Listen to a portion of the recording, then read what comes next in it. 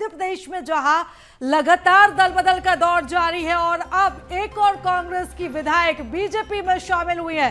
सागर में एक और कांग्रेस की विधायक आज बीजेपी में शामिल हुई है। बीना विधायक निर्मला सप्रे बीजेपी में शामिल हुई है। तो आज सीएम का दौरा था। सीएम डॉक्टर मोहन यादव सागर में पहुंचे थे। जनसभा को उन्होंने संबोधित किया, सुर्खी में जनसभा को संबोधित किया और यहां पर जनसभा के बाद भरे मंच पर निर्मला सप्रे ने बीजेपी की सदस्यता को ग्रहण किया है। तो कांग्रेस को एक बड़ा झटका, कांग्रेस की दिग्गज नेत्री मानी जाती थी निर्मला सप्रे, बीजेपी की सदस्यता उन्होंने ली है। तो मुख्यमंत्री डॉक्टर मोहन यादव ने उन्हें भगवा गमछा पहनाकर उनका बीजेपी पार्टी में स्वागत किया है। तो बीना में जो बीना की विधायक है निर्मला सप्रे, काफ़ी कद्दावर नेता और कांग्रेस की वरिष्ठ नेत्री भी मानी जाती हैं, वो अब बीजेपी में शामिल हो चुकी हैं। तो निर्मला सप्रे की अगर हम बात करें तो उन्होंने कांग्रेस का सूखा खत्म किया था बीना से। 25 साल बाद उन्होंने बीना में कांग्रेस को सफलता दिलाई थी। ये सीट उन्होंने जीती थी। बीजेपी का एक छत्र यहाँ पर राज था, दबदबा था और उन्होंने कड़ी चुनौती यहाँ पर बीजेपी के प्रत्याशी को दी थी और जीत हासिल की थी। लेकिन कांग्रेस को जीत दिलाने वाली निर्मला सप्रे अब बीजेपी की हो चुकी है। तो दल बदल का दौर जारी था और अब तीसरे चरण का मतदान सागर में होना है। इससे पहले बीना की विधायक निर्मला सप्रे बीजेपी में शामिल हो चुकी हैं। एक बड़ा झटका यहां पर कांग्रेस कांग्रेस का माना जा सकता है और न सिर्फ एक बड़ा झटका, एक बड़ा डैमेज यहां पर कांग्रेस को हुआ है। निर्मला सप्रे वो महिला नेता हैं जिन्होंने कांग्रेस को एक बड़ी जीत बीना में दिलाई थी इस विधानसभा में, जहां पर कांग्रेस की इस नेत्री ने बीजेपी के प्रत्याशी महेश परमार को पटखनी दी थी और यहां पर वो कांग्रेस के लिए जीत लेकर आई थी। लेकिन अब वो बीजेपी में शामिल हो चुकी हैं। क्या कुछ वजह रही है, अभी तक उनकी प्रतिक्रिया नहीं सामने आई है। लेकिन एक बड़ी खबर इस वक्त की हम आपको बता दें, जहां पर निर्मला सप्रे बीजेपी में शामिल हो चुकी है। तो सीएम डॉक्टर मोहन यादव का आज सागर का दौरा था। सुर्खी में वो जनसभा को संबोधित कर रहे थे। जनसभा के बाद भरे मंच पर उन्होंने विधायक निर्मला सप्रे को बीजेपी की सदस्यता दिलाई। भगवा गमछा पहनाकर, बीजेपी का गमछा पहनाकर उन्होंने निर्मला सप्रे का पार्टी के अंदर स्वागत किया। तो मंच पर गोविंद सिंह राजपूत भी मौजूद थे उस समय जब वो बीजेपी में शामिल हुई। निर्मला सप्रे के जाने से कांग्रेस को एक बड़ी हानि हुई है, एक बड़ा झटका या एक बड़ा डैमेज इसे कह सकते हैं। तो निर्मला सप्रे जो कि कांग्रेस की एक मजबूत लीडर मानी जाती थी और उनके जीतने से एक बड़ा उलटफेर इस सीट पर हुआ था। तो बीना जो कि भाजपा का गढ़ कही जाती थी और जब इस सीट पर विधानसभा के चुनाव हुए तो उन्होंने यहाँ पर कांग्रेस का सूखा खत्म किया था और कांग्रेस के खाते में वो जीत लेकर आई थी। 25 साल बाद कांग्रेस का सूखा इस सीट पर खत्म करने वाली निर्मला सप्रे बीजेपी में शामिल हुई हैं। तो तीसरे चरण के मतदान से पहले निर्मला सप्रे का अचानक इस तरह से पार्टी छोड़ना एक बड़ा जो डैमेज है वो कांग्रेस को हुआ है। तो निर्मला सप्रे जो अब बीजेपी में शामिल हो चुकी हैं, बीजेपी की नेता वो कहलाएंगी। ज्यादा जानकारी ले लेते हैं, हमारे सहयोगी प्रखर हमारे साथ जुड़ चुके हैं। प्रखर, निर्मला सप्रे का यूं अचानक जाना काफी बड़ी हानि इसको हम कांग्रेस की कह सकते हैं। लेकिन निर्मला सप्रे की अगर हम बात करें तो काफी बड़ी नेत्री वो हैं। उन्होंने कांग्रेस का सूखा खत्म किया था और हमने देखा अचानक से वो गई। इससे पहले भी हमने दल बदल का सिलसिला काफी देखा, तो बयानबाजी लंबे समय से चल रही थी, अटकलें लगाई जा रही थी। लेकिन निर्मला सप्रे का अगर हम जिक्र करें तो उन्होंने पहले से उनको लेकर किसी तरह की कोई आशंका नहीं थी, कोई नाराजगी नहीं थी, कोई बयानबाजी नहीं थी। अचानक से वो बीजेपी में चली जाती है। देखिए बिल्कुल बिल्कुल प्रीता, 2.5 दशक का एक सूखा खत्म करने के बाद निर्मला सप्रे बुंदेलखंड और सागर के अंदर कांग्रेस पार्टी का एक बड़ा चेहरा जो है वो बनकर बीते 5 महीने पहले विधानसभा चुनाव परिणाम के बाद उभरी थी। चूंकि अगर बात करें सागर जिले की 8 विधानसभा सीटों में से 7 सीटों पर बीजेपी ने कब्जा किया था। एकमात्र बीना की सीट थी जहां पर कांग्रेस प्रत्याशी निर्मला सप्रे जो है वो चुनाव जीत कर आई थी। खास तौर पर बीना पहली बार 25 सालों में कांग्रेस ने जीती थी, वहीं एकमात्र सीट सागर जिले की। और ऐसे में जब तीसरे चरण में सागर में मतदान है उसके पहले निर्मला सप्रे का बीजेपी में ज्वाइन हो जाना ये काफी बड़ा झटका खास तौर पर बुंदेलखंड के अंदर कांग्रेस के लिए माना जा रहा है।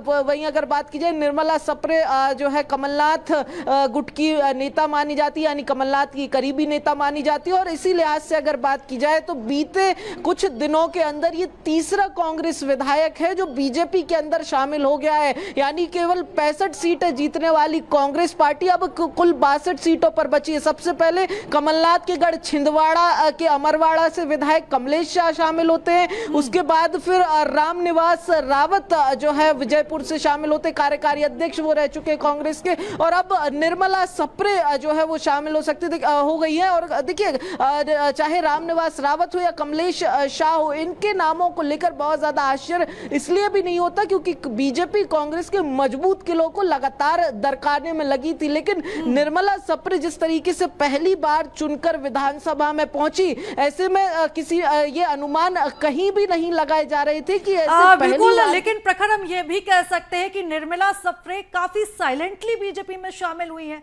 पहले से कोई अनुमान नहीं जता सकता था, किसी ने कोई संभावना नहीं जताई थी। देखिए बिल्कुल बिल्कुल, देखिए जिस तरीके से हम लगातार 3 विधायकों की अगर बात करें जो बीजेपी में शामिल हुए, उनमें से खास तौर पर रामनिवास रावत की बात करें, पहले उनकी नाराजगी दिखी। कमलेश शाह की बात करें तो उन्होंने भी कुछ बयानात दिए। लेकिन निर्मला सप्रे जिस तरीके से शामिल हुई, ना कोई बयानबाजी, ना किसी तरीके की स्टंटबाजी, कोई सुर्खियों में नहीं आई। वो बीना से जो विधायक है वो किसी भी सुर्खियों से बचते हुए अचानक से मुख्यमंत्री जब आज सागर में सुर्खी के अंदर सभा करने पहुंचे, चुनावी सभा, आखिरी सभा लोकसभा चुनाव के लिए सागर के अंदर जब करने पहुंचे, तो अचानक से ये खबर जो है वो सामने आती है कि निर्मला सप्रे ना मंच पर पहुंची है और वहां पर मुख्यमंत्री ने बीजेपी का पटका पहनाकर उन्हें पार्टी में शामिल करा लिया। ये बिल्कुल साइलेंटली जिस तरीके से ये दल बदल हुआ है, ये काफी चौंकाने वाला है। ना किसी तरीके की बयानबाजी, ना किसी तरह का शोरगुल। बिल्कुल प्रखर, बने रहिएगा हमारे साथ इस खबर पर। ज्यादा चर्चा के लिए हमारे साथ रेजिडेंट एडिटर जुड़ चुके हैं। शरद जी, जिस तरीके से हम माहौल देख रहे थे, दल बदल जारी था, एक के बाद एक नेता बीजेपी में खिसकते जा रहे थे, बीजेपी में शामिल होते जा रहे थे, और इस तरीके से निर्मला सप्रे शामिल हुई है। ये वही निर्मला सप्रे जिन्होंने 25 साल का कांग्रेस का सूखा खत्म किया था, कांग्रेस को जीत का ताज यहां पर पहनाया था, बीजेपी के मजबूत गढ़ को उन्होंने ढाया था, और काफी साइलेंटली बिना सुर्खियों में रहे वो आज बीजेपी में शामिल हो जाती हैं। बिल्कुल प्रीता, आपने ठीक कहा कि एक लंबा जो सूखा है वो खत्म कराया था निर्मला सप्रे ने वहां पर। लेकिन आज जो कुछ हुआ है उससे निश्चित तौर पर, नैतिक तौर पर अगर हम कहें तो कांग्रेस के लिए, और एक कहते हैं कि जो मोरल डिफीट है वो भी कहीं ना कहीं एक जो देने की कोशिश है बीजेपी की ओर से कांग्रेस को, वो दिखाई दे रही है। अगर हम पिछले कुछ घटनाक्रमों को लगातार देखें तो देखिए प्रखर ने बड़े बखूबी तरीके से, अभी मैं सुन रहा था उनको किस तरीके से शाह से लेके विधायक जो शाह हैं उनसे लेके सप्रे तक की जो पूरी डिटेल बताई, वो निश्चित तौर पर कांग्रेस के संगठन के लिए सोचने वाली बात है कि आखिरकार ऐसा क्या है और क्यों है कि उनके वो विधायक जिन्होंने या तो वो मजबूत खुद में अपने आप में बड़े नाम हैं, या फिर जो मजबूत किले जिनको ध्वस्त करने की जो कामयाबी है जिन्होंने हासिल किया था, वो भी बीजेपी में शामिल होते जा रहे हैं। एक महत्वपूर्ण बात ये भी है कि जो चुनाव प्रचार है, क्योंकि आज शाम तक का ही वक्त है और प्रचार का जो शोर है वो आज थम जाएगा, और तीसरे चरण का मतदान परसों यानी कि 7 तारीख को होना ही है।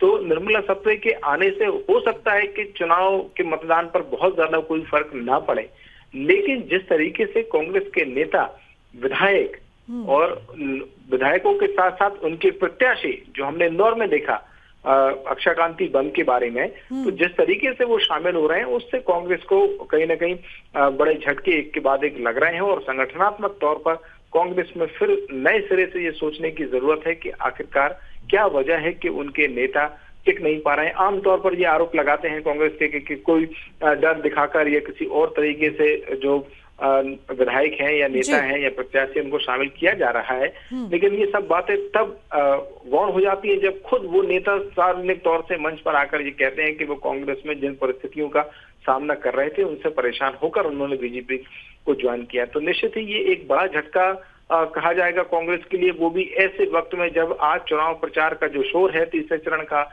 वो थमने वाला है और जिस जगह पर यानी कि जिस लोकसभा क्षेत्र में कांग्रेस की विधायक बीजेपी में शामिल हो रही हैं वहां पर भी 7 तारीख को मतदान होना है, यानी कि सागर में भी होना है। तो निश्चित ही कांग्रेस के लिए चुनाव के वक्त में एक बड़ा झटका है रामनिवास रावत के बाद अगर कहें तो।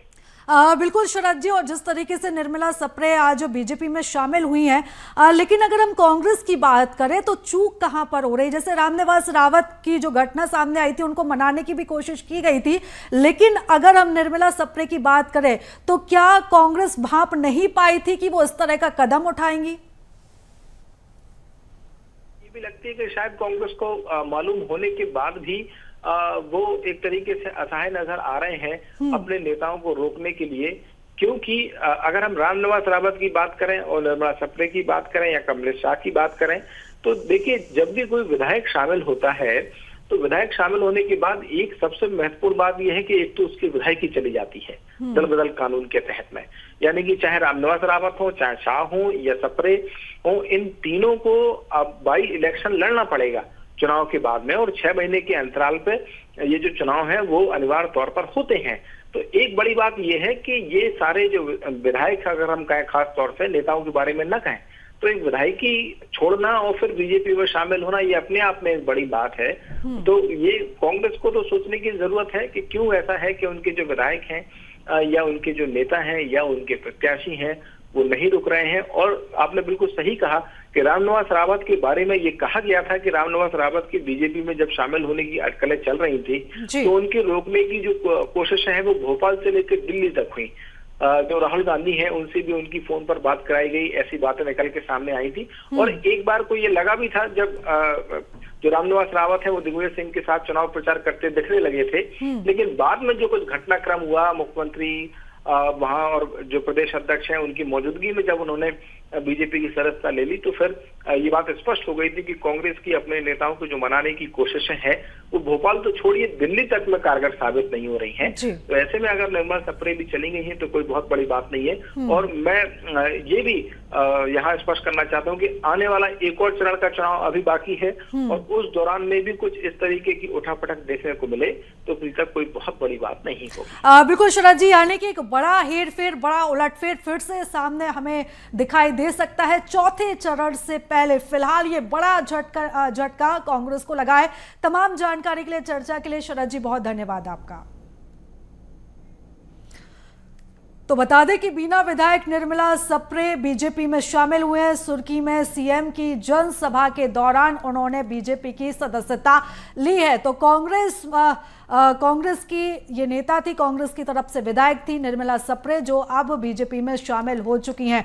तो दल बदल का जहां पर सिलसिला जारी है या उलटफेर का सिलसिला जारी है, वहां पर एक और कांग्रेस की विधायक बीजेपी में शामिल हुई हैं। तो आज सीएम डॉक्टर मोहन यादव का सागर का दौरा था। सुर्खी में वो जनसभा को संबोधित करने के लिए पहुंचे थे और मंच पर ही निर्मला सप्रे को उन्होंने पार्टी की सदस्यता दिलाई। वो मंच से ही बीजेपी में शामिल हुई।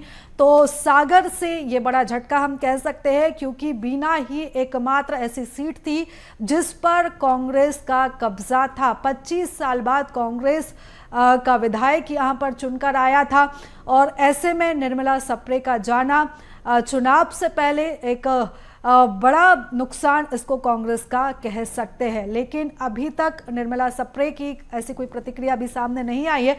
देखने वाली बात होगी कि बीजेपी में जब वो शामिल हुई है तो क्या कुछ अब वो बयान देती हैं, क्या वजह वो बताती हैं, क्या सफाई वो देती हैं, ये देखने वाली बात होगी। लेकिन एक बड़ी हानि यहाँ पर कांग्रेस को हुई है।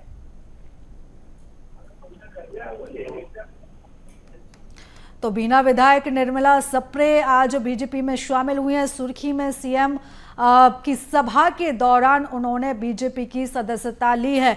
तो निर्मला सप्रे जो काफ़ी लंबे समय से राजनीति में सक्रिय रही, कांग्रेस की मजबूत वो लीडर मानी जाती थी और उन्होंने 25 साल का सूखा खत्म किया था, कांग्रेस को उन्होंने जीत दिलाई थी।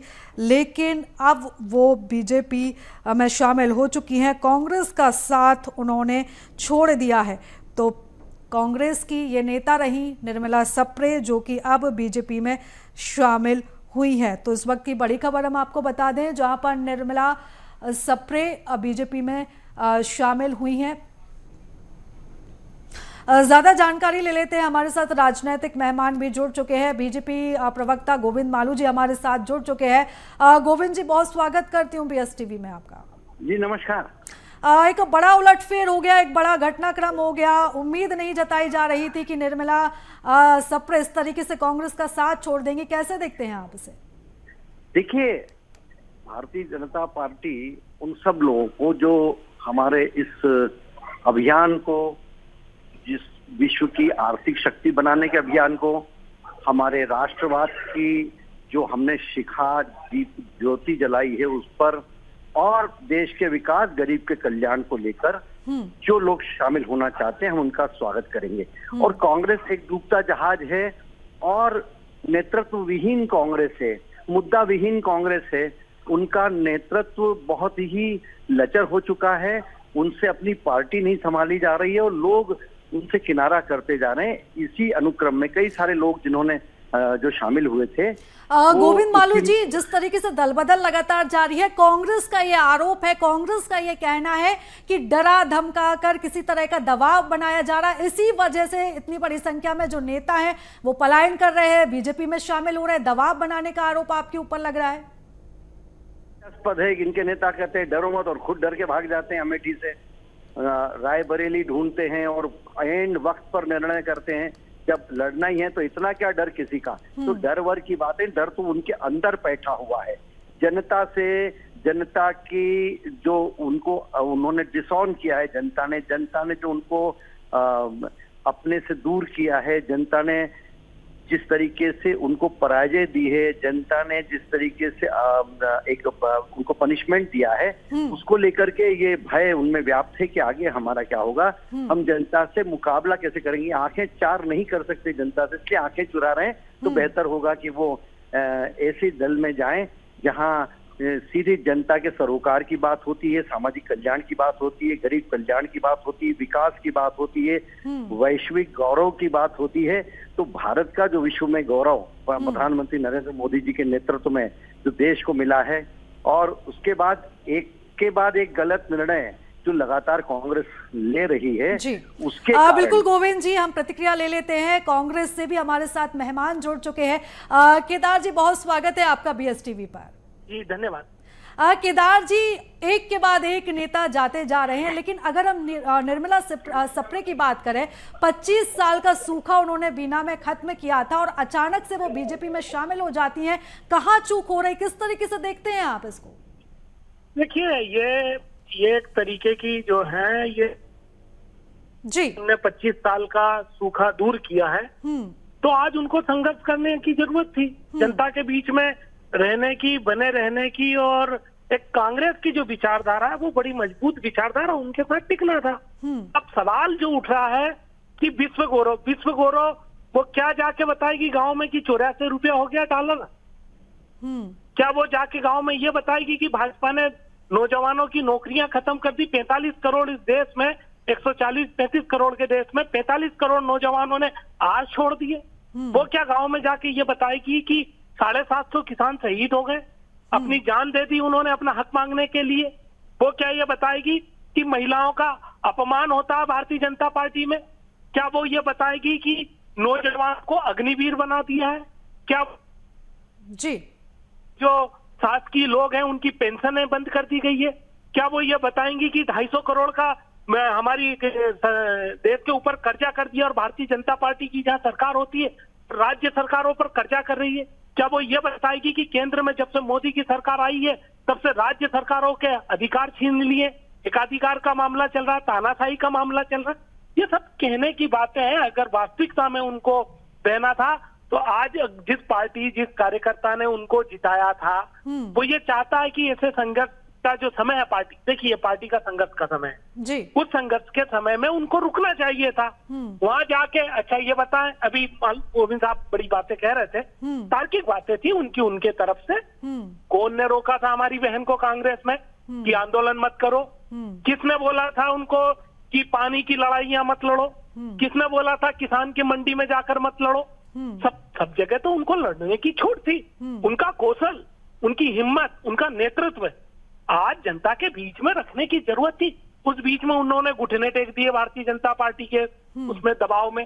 देखिए, अगर जाना ही था उनको तो चुनाव के बाद जाती जी, जाना ही था तो जैसे ही चुनाव जीती उसके 15 दिन के बाद चली जाती। केदार जी, एक आखिरी क्वेश्चन आपसे, एक आखिरी सवाल, वजह आप क्या मानते, क्या वजह रही कि वो इस तरीके से इतना बड़ा कदम उठा लेती हैं?